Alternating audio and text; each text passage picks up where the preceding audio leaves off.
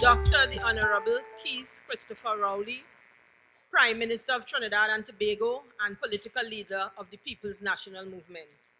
My cabinet colleagues at the head table and in the audience, MPs, chairmen, mayor, councillors, ladies and gentlemen, and most importantly, the People's National Movement members and supporters, good evening. Ladies and gentlemen, this evening it is my distinct pleasure to be here. And I want to treat with a particular aspect of the opposition's and the PNM's detractors' messaging. There is a trend developing in Trinidad and Tobago where the opposition and our detractors seek to describe and portray this PNM government as uncaring. Ladies and gentlemen, this description has no basis in fact. Nothing concrete is provided to support it. It is just thrown out there with the intention that if you hear it often enough, you would begin to believe it. Secondly, it's a subliminal message. So over time, what can happen to us, the impact is that it goes into our very brain, our minds, our psyche, and we start to repeat it and we start to believe it. Ladies and gentlemen, this evening, it is my intention to disavow your minds of any belief that the People's National Movement is uncaring.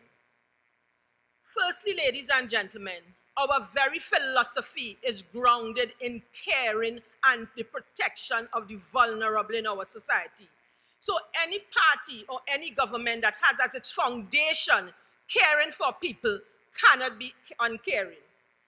Minister of Health, our chairman, indicated just now the very name of our party, the People's National Movement. We have put people first from the beginning, we put people first now, and we will put people first once we continue to be in existence. Now, ladies and gentlemen, we need to put the opposition's and the detractors' message of uncaring within a context. And particularly for the UNC, it is out of sheer desperation. The UNC has been looking for something negative to portray and to project about this government. They have not been able to find anything concrete. Early, they had the audacity to mention corruption. But they have been one of the most corrupt governments to ever pass through Trinidad and Tobago. And so, what you find now is that they resist the word temptation, because every time they come with temptation, we hit them for 6, because they cannot speak to us about corruption. This government is one of the least corrupt governments I think I have ever seen in Trinidad and Tobago.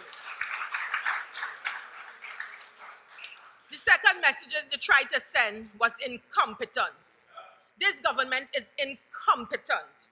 But ladies and gentlemen, if this government has been incompetent, you should always ask for and vote for an incompetent government, because we have been able to take this government from all of the challenges, all of the negatives that we were experiencing with the economic downturn and bring Trinidad and Tobago on an even keel.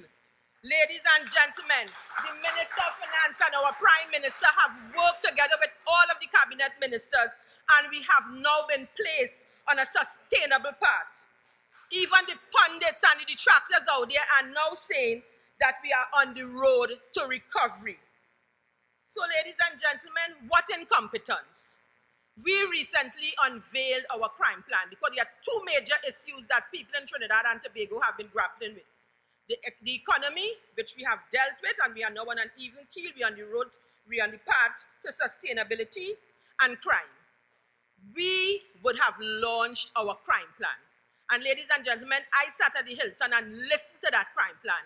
And I believe it is going to be a very effective crime plan. We have also been able to do what they were not able to do. We have selected and appointed a commissioner of police. So, ladies and gentlemen, the UNC is desperate, and in their desperation, they are seeking to confuse you by saying to you, we are uncaring.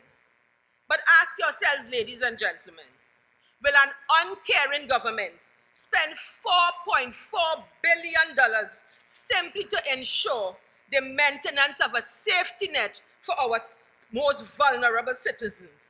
Ladies and gentlemen, despite our straitened economic situation, over the last 3 years and even currently, this government has maintained every social services benefit at the same quantum, and it is paid with the same frequency and on time. Ladies and gentlemen, I want you to let this sink in. This was a government that did not know at times how we were going to pay salaries. This is a government that had to dig deep to ensure the economic survival of Trinidad and Tobago. But despite all of that, because of our caring for our people and because we put people first, we have maintained all of our social services benefit at the same levels and the same quantum and paid with the same frequency. Ladies and gentlemen, if that is not testimony to this government's commitment to care for and protect our vulnerable, then I don't know what is. And there are 143,226 persons who can attest to this, because every month they are paid either a senior citizens pension, a public assistance grant, or a disability grant. Ladies and gentlemen, there are 3 major social protection grants. First one is the senior citizen pension, and that is currently paid to 95,695 persons at a cost of, as up to July, of $2.96 billion, ladies and gentlemen. And to be eligible for this senior citizen pension, you must be 65 and over. You must have lived in Trinidad and Tobago for at least 50 years, and your income must not be more than 4,500, ladies and gentlemen. Simple. Simple. So those are the persons in Trinidad and Tobago who are eligible to receive a senior citizen pension. And then we have the public assistance grant, which is currently paid to 24,199 individuals and families. And this grant is paid in situations where the household income is deemed inadequate. We have situations where persons are unable to work because of a mental or physical disability. We have single parents who are unable to earn a living because they have to care for children who may have a physical disability. We have children whose parents may have died or who may be incarcerated or who may have abandoned the family. Ladies and gentlemen, we have spouses who may have been in prison and the remaining spouse is unable to earn a living because they have to care for their children. Ladies and gentlemen, this government, we take care of all of those people. And currently we are taking care of 24,199 persons. And that, ladies and gentlemen, costs us $334 million as of July of this year. We have the disability grant, which is $1,800 per month. And ladies and gentlemen, this is paid to persons who are deemed permanently disabled from earning a living.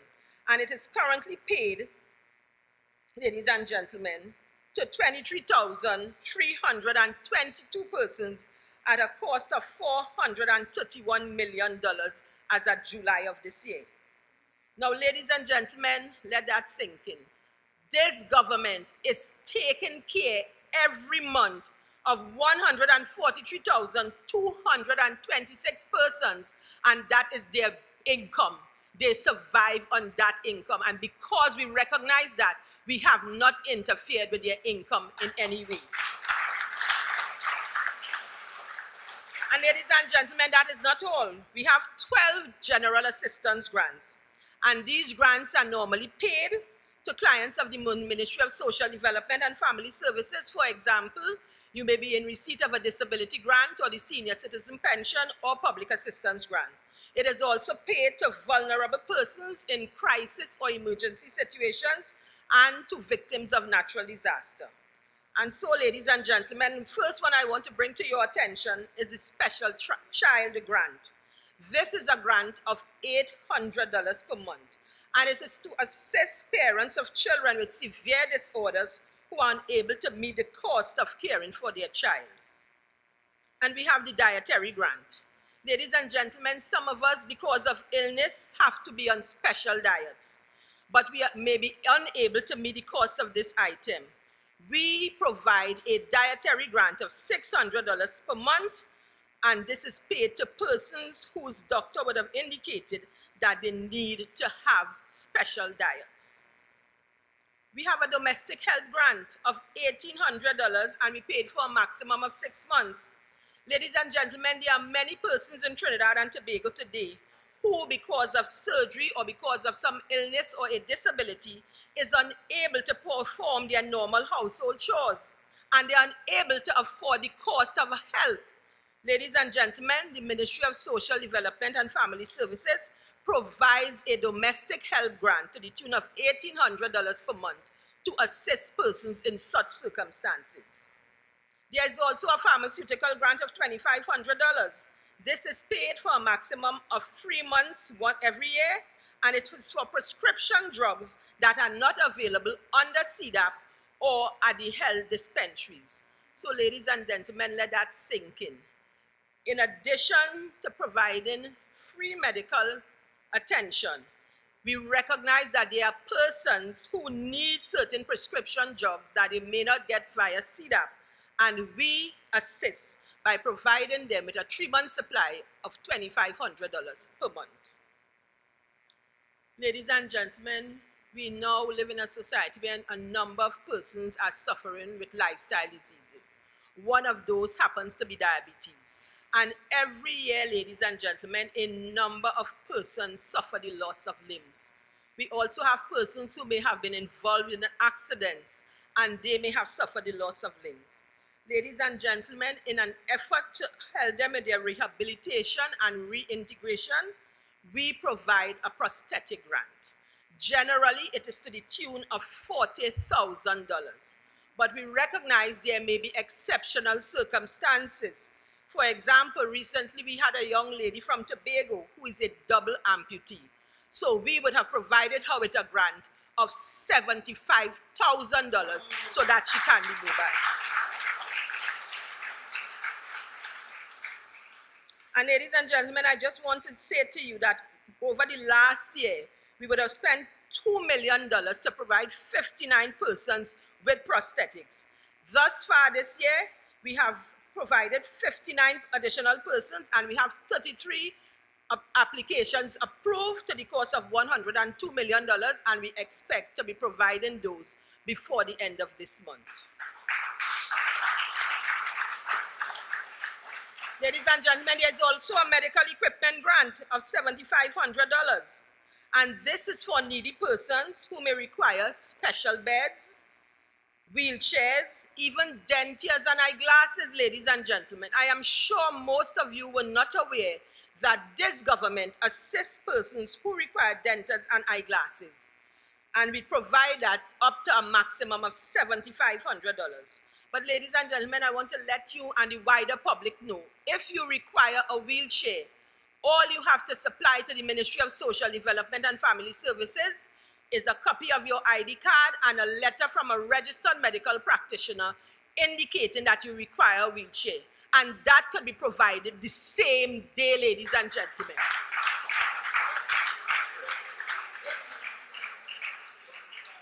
Ladies and gentlemen, we also provide an education grant, and this education grant is intended to assist persons whose income is derived from the public assistance grant and the food card. And because of that income, they may not be able to provide their children with transport and school supplies. And so we provide them with a $500 per month to assist them via the education grant. Ladies and gentlemen, all of us sitting here, God forbid, we would not like to be the victims of either a natural or man-made disaster, but it happens. And in such instances, ladies and gentlemen, where these persons would have suffered the loss of all their school supplies, the ministry provides $700 per child at the primary level and $1,000 per child at the secondary level, where they would have lost their school books or their school uniforms, any school supplies. We provide a clothing grant of $1,000 per person in the household where there would have been a natural disaster and persons would have lost their clothing. And we provide a household item grant, ladies and gentlemen. Where there is a natural disaster, persons may suffer the loss of all of their furniture. And so we provide a grant under normal circumstances. It's to the value of $6,000. But where there is a disaster, it is provided to the value of $10,000. And that is for the replacement of beds, stove, washing machine, that type of thing, ladies and gentlemen. And I want to impress upon you, ladies and gentlemen, because we recognize that when there is a disaster, it doesn't really matter what your income may be, because you would have lost everything. And so there is no qualifying criteria for the disaster grants other than you would have proven that you did in fact suffer the loss of everything as a result of the disaster. Ladies and gentlemen, having heard about those things thus far, do you at any part of your mind believe that this big government is uncaring? No. Very well. Now we also have a rental assistance grant. There are persons who may be facing eviction, they may be victims of domestic violence, or again, they may be disaster victims. And they are unable to pay a rent, but they need accommodation, and they are unable to meet the initial payments. Ladies and gentlemen, we provide a rental assistance grant to the value of $2,500 per month for up to 6 months. At the end of that period, we will do an assessment, and if it is deemed that you are still in need of assistance, we will provide a further grant of $1,500 for another 3 months, and thereafter for another 3 months for $1,000. Ladies and gentlemen, this government wants to ensure that its citizens have a roof over their head, and this is why we provide this rental assistance grant. Now, ladies and gentlemen, this is sometimes a very heart-rending situation where you may have somebody who would have died and their relatives are unable to finance their burial. Ladies and gentlemen, nobody likes to be placed in that situation. We at the Ministry of Social Development, recognizing that, provides a grant of $7,000 to assist persons with the burial of their loved ones. And ladies and gentlemen, it is one of the easiest grants to get. You simply bring in the invoices from the funeral home and a copy of the death certificate, and we try to ensure that it is processed and paid within 1 day. If that cannot be done within 1 day, we contact the funeral home and give a guarantee that we would make the payment, ladies and gentlemen. Ladies and gentlemen, this government wants to ensure that its citizens, even though they may be in vulnerable circumstances, live in safe and comfortable shelter. And to this end, we provide a minor house repair grant. This grant is normally provided to the value of $15,000, but if you suffer a disaster, we provide a grant of $20,000, ladies and gentlemen. And this is for roof repairs or minor structural repairs to your house. If you have problems, ladies and gentlemen, with wiring in your house, we provide an electrical house wiring grant, and this is to a maximum of $25,000, ladies and gentlemen. We are also seeking, ladies and gentlemen, to ensure the eradication of outhouses and latrines. So we provide a sanitary plumbing grant, ladies and gentlemen. And this is to the value of $15,000, ladies and gentlemen. Ladies and gentlemen, you can clearly see that this government intends to ensure that all of its citizens live in comfortable surroundings. But ladies and gentlemen, as any caring parent, it is your duty to ensure that you bring your children from a state of dependency to a state of independence and self-sustainability. And that is what we also attempt to do at the Ministry of Social Development and Family Services. We seek to move our clients from a state of dependency onto a path of self-sustainability. And to this end, ladies and gentlemen, we provide adult education classes. We have primary school leaving, We have CXC, Maths and English for those persons who require those two subjects to make up their certificate. And we do skills training at the NEC level 1.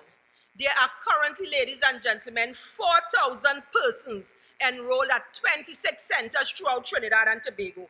And in that way, ladies and gentlemen, we are helping those persons to stand on their own 2 feet. Ladies and gentlemen, we also want to develop that entrepreneurial spirit in our clients and in our citizens. And to this end, we provide a grant of $15,000 to our clients who are willing and capable to undertake small business ventures. Ladies and gentlemen, we provide them with the grant. We provide them with training in bookkeeping, in accounting, in marketing, so that they are better able to manage their businesses. And ladies and gentlemen, we have an officer who works alongside them so that they can have the support necessary so that their ventures can become successful. So ladies and gentlemen, our caring doesn't stop at just providing things to person. As any good caring parent, we ensure that our children and our clients move from dependency to self-sustainability. Ladies and gentlemen, it is said that our basic needs are food, shelter, and clothing. I have dealt with shelter, I have dealt with clothing, and now I come to food support. This is one area of the ministry where there is a lot of confusion, I believe, ladies and gentlemen. And so this evening, I want to let you know the food support is intended to be short-term assistance.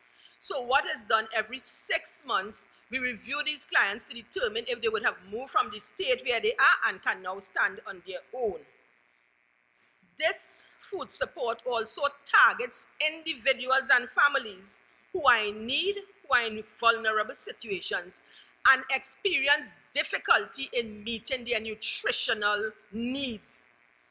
And that inability is due to limited or no income. So I want you to understand very clearly, ladies and gentlemen, the food card or the food support was not intended for anybody who just wanted it. It was intended for persons who are unable to provide the nutritional needs of their families and themselves.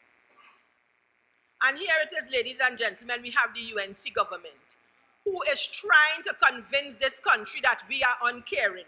But this is the same government that during their tenure would have implemented a biometric system to support the food card that caused this government $97 million, was never fully implemented and supported only 3,158 persons out of a total of 42,000 persons, ladies and gentlemen.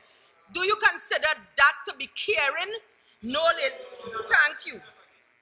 Ladies and gentlemen, we had that government spending $2.7 million coming down to the end to pay $1.7 million to 2% of the persons who were in receipt of the food card.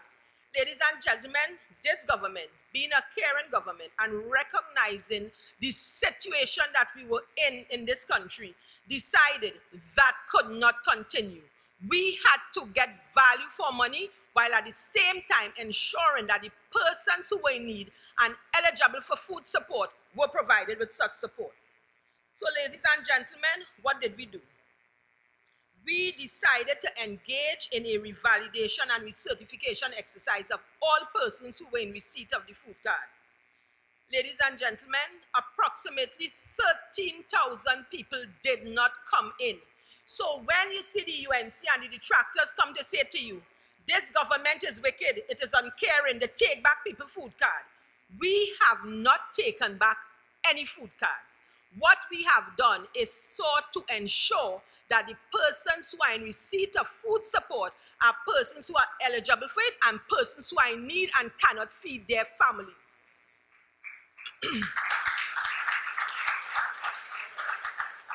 And so, ladies and gentlemen, we have been able to remove or have drop off from the system approximately 18,000 persons.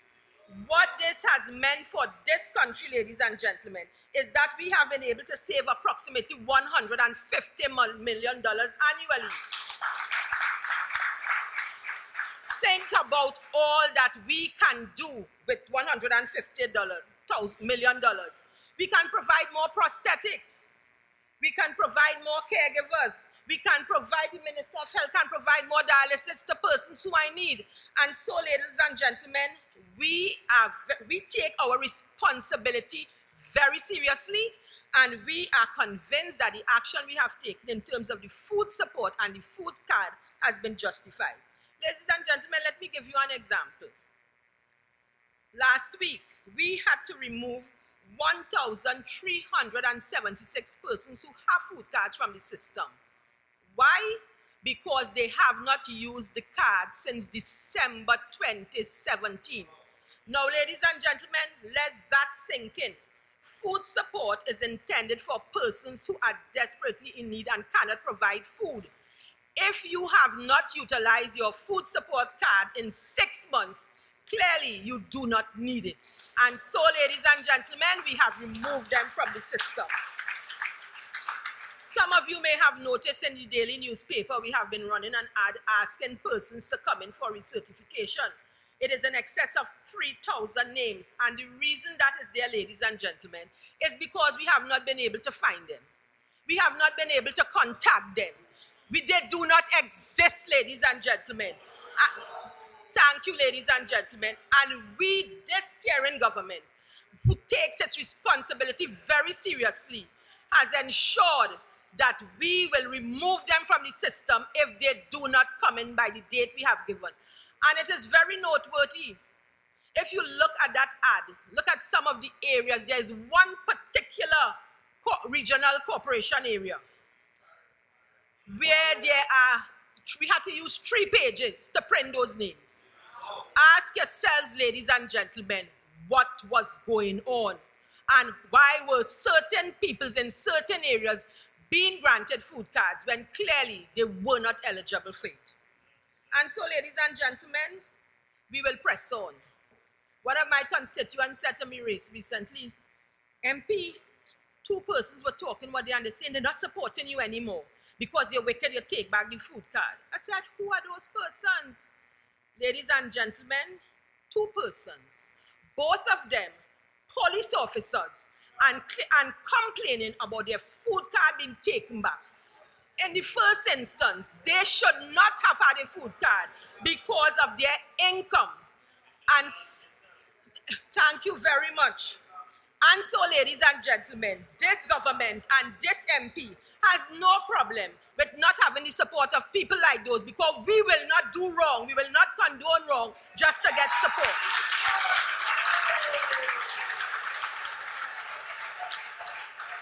And so, ladies and gentlemen, we currently provide food support to 25,455 persons. And since our recertification exercise, we have been able to bring on 8,000 well-deserving persons onto the system. Ladies and gentlemen, caring for and protecting our vulnerable is primary concern to us, but we recognize we cannot do it by ourselves. And so we incorporate civil society as partners in the provision of social services. Ladies and gentlemen, currently we partner with 24 NGOs, and this includes NGOs like Family Planning Association, Lifeline, South Aid Support Group, and 3 statutory boards: Trinidad and Tobago Association for Retired Persons, Trinidad and Tobago Association for the Hearing Impaired, and the Trinidad and Tobago Blind Welfare Association. Now, ladies and gentlemen, remember, we are operating at a time of economic constraint. But despite that, to ensure that the necessary services are provided to our people, we have partnered with NGOs and we have paid them $30.8 million thus far this year. Last year, we would have paid subventions to a tune of $41 million, ladies and gentlemen. And so, now I want to speak to you about persons with disabilities. This is one of our very vulnerable groups in society in Trinidad and Tobago. And ladies and gentlemen, currently, approximately half of that population receives the disability assistance grant. We have NGOs that we provide subventions to. The National Center for Persons with Disabilities in San Fernando, Autism Services, Goodwill, Trinidad and Tobago Chapter of Disabled Persons. And ladies and gentlemen, these subventions ensure that these persons are well taken care of. We have the Eldamo service, which provides a free bus service to elderly persons and persons with disability. You call up for the service, it picks you up at home and it drops you back at home. Ladies and gentlemen, we currently service 10,200 persons on this Eldamo service. Cabinet has also recently approved the National Policy for Persons with Disabilities. What this means, ladies and gentlemen, is that these persons can expect an enhanced standard of living. They can expect better job opportunities. As a matter of fact, I'm seeing my friend, the Minister of Labour, sitting there. We have been meeting with the Ministry of Labour and Small Enterprises Development and the private sector with a view to securing employment for persons with disabilities, ladies and gentlemen. And ladies and gentlemen, I just want to spend a little time speaking about the National Enrichment Center in Castlefield. Recently, I saw the former minister jumping out of himself and indicating that this government cannot open the center. Ladies and gentlemen, the UNC launched that center in 2015. When we came into office expecting to operationalize the center, it was only to recognize that this supposedly caring UNC government had the center built. It was not built to brief. The bathrooms and the pool were not in accordance with established standards. The elevator cannot hold a wheelchair. If you go in, you have to reverse out of the elevator. The rooms were not built to afford training and therapeutic exercises for persons with certain disabilities. And worst of all, ladies and gentlemen, there were no statutory approvals for the building. So the UNC launched a building for the population of Trinidad and Tobago, wanting them to believe that they care when the center could not be operationalized. And then they bold-facedly had the audacity to ask this government why we have not operationalized the center. Ladies and gentlemen, we have not operationalized it because it is still a construction site and we had to get a number of things done. So thus far, we have had the integrity of the building confirmed. We have identified all of the repairs that need to be done. And ladies and gentlemen, come September, some of you will be invited to the opening of the National Enrichment Center.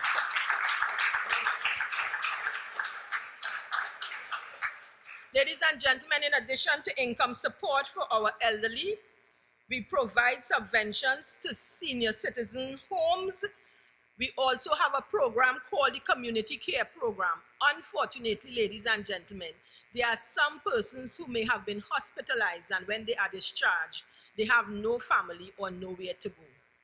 We at the Ministry of Social Development, in partnership with the Ministry of Health, take those persons and place them in these homes where they are well cared for. There are currently 55 such persons in our community care program, ladies and gentlemen. So we are taking care of the young, the not so young, and the elderly. We are taking care of everybody, ladies and gentlemen. Ladies and gentlemen, there are some persons who would have contributed significantly to the development of Trinidad and Tobago. And now in their latter years, they are experiencing hardship. And in recognition of their contribution to the development of this country, ladies and gentlemen, the Ministry of Social Development and Family Services provides a Special Achievers Grant. This grant, ladies and gentlemen, is to assist with the housing, health, and income support of those persons. We currently have 42 such persons being provided for, ladies and gentlemen. And in terms of income, we provide them with the difference between their current income and $8,000 to a maximum of $8,000. In terms of housing, we pay for the cost of repairs to their homes, or we provide a rental subsidy up to a maximum of $2,000. And in terms of their medical expenses, up to 70% of the annual cost, not exceeding $70,000, ladies and gentlemen. Ladies and gentlemen, doesn't a government have to be extremely caring to look back at its special achievers and decide to ensure that they are well taken care of? And this is what this government is doing, ladies and gentlemen.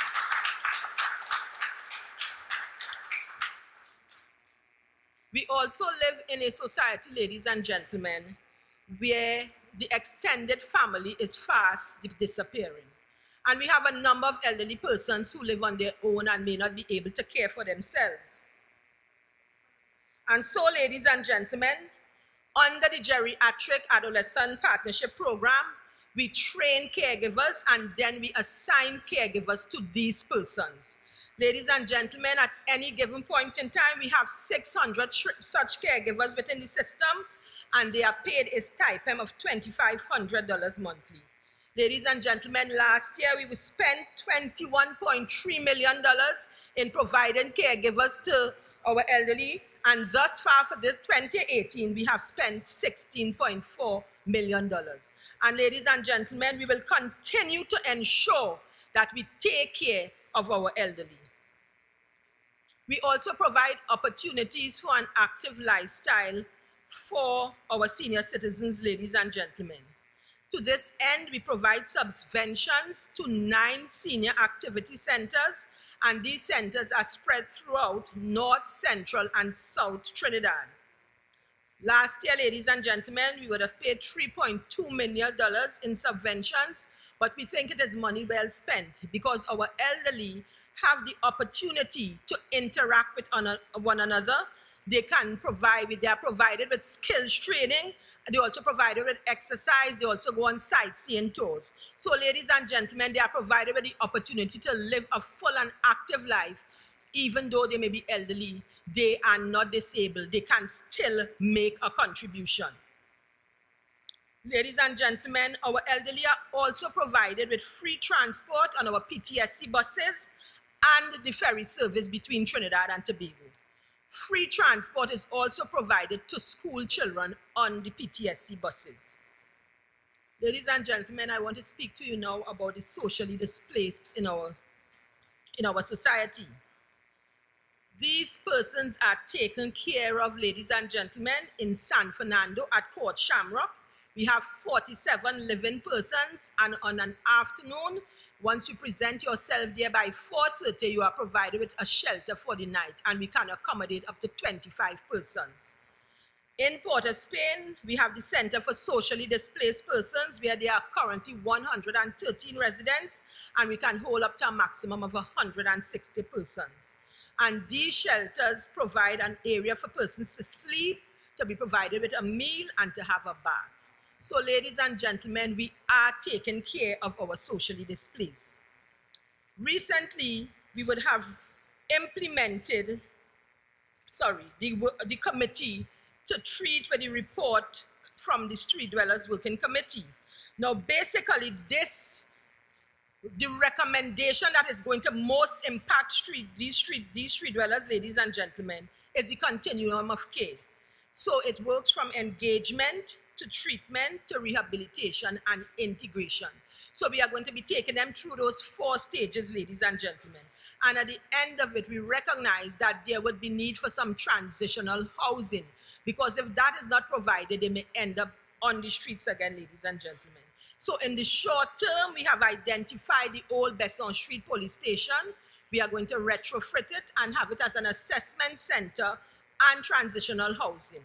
In the longer term, we are going to be constructing a permanent assessment center in Port of Spain. We had identified an area on South Key, and that is where we have plans to construct the permanent center. We are yet to identify an area in San Fernando, but we are also going to be having a permanent center in San Fernando.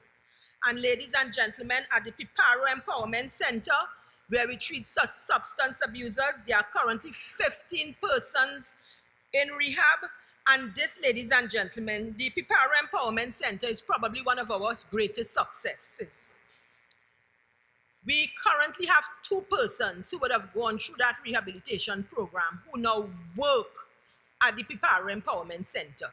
They went through the program successfully and have proven themselves to be able and up to the task, and they have now been employed, ladies and gentlemen, to work at the Piparo Empowerment Center.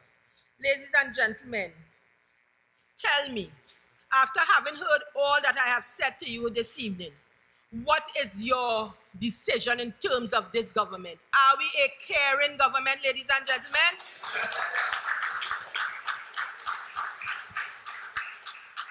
Ladies and gentlemen, we recognize that the family is the bedrock of society, and to this end, we provide counseling.